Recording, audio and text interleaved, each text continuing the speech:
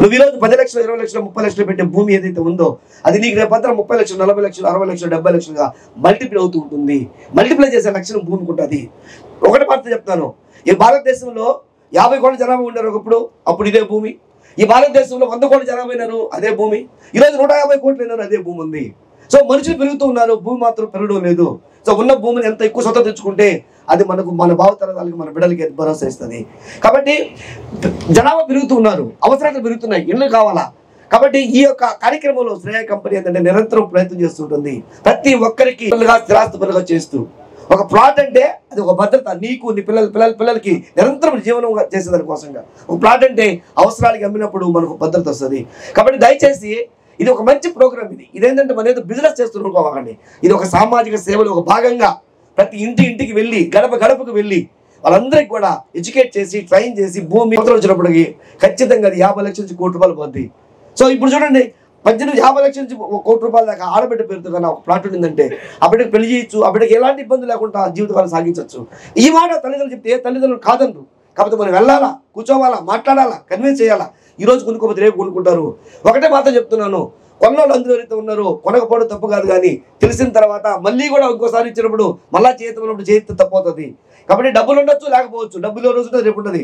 But plot మాత్రం ఈరోజు 9వ number ఆడు ఉందనుకోండి, ఎవరు కొనుక్కోక ముందు వరకే అది ఖాళీగా ఉంటుంది. ఎవరు కొనుక్కుంటుంది మళ్ళీ రాదు మీకు, అది మళ్ళీ 2 రెట్లు పెట్టి కొనాల్సి వస్తుంది. ప్లాట్ ఉన్నప్పుడు కొనుక్కోవాలా. గుర్తుపెట్టుకోండి, నాది ఎంత డబ్బు ఉందో అంత డబ్బుకి ఎక్కడ ప్లాట్ వస్తే కొనేసుకోవాలి అంతే.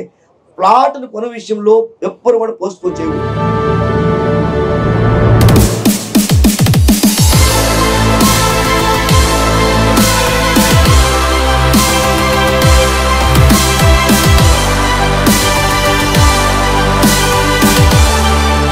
నీకు చెబుతుంది ఎదిగిన కొద్ది ఒదగమని అర్థమందులో ఉంది. అపజయాలు కలిగిన చోటే గెలుపు పిలుపు వినిపిస్తుంది.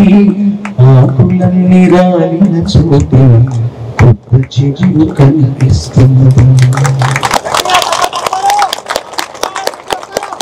నేను అకాడమీ పురస్కారం పొందిన తర్వాత మొట్టమొదటిసారిగా ఈ సంస్థకు మాత్రం ప్రయాణం చేస్తున్నాను.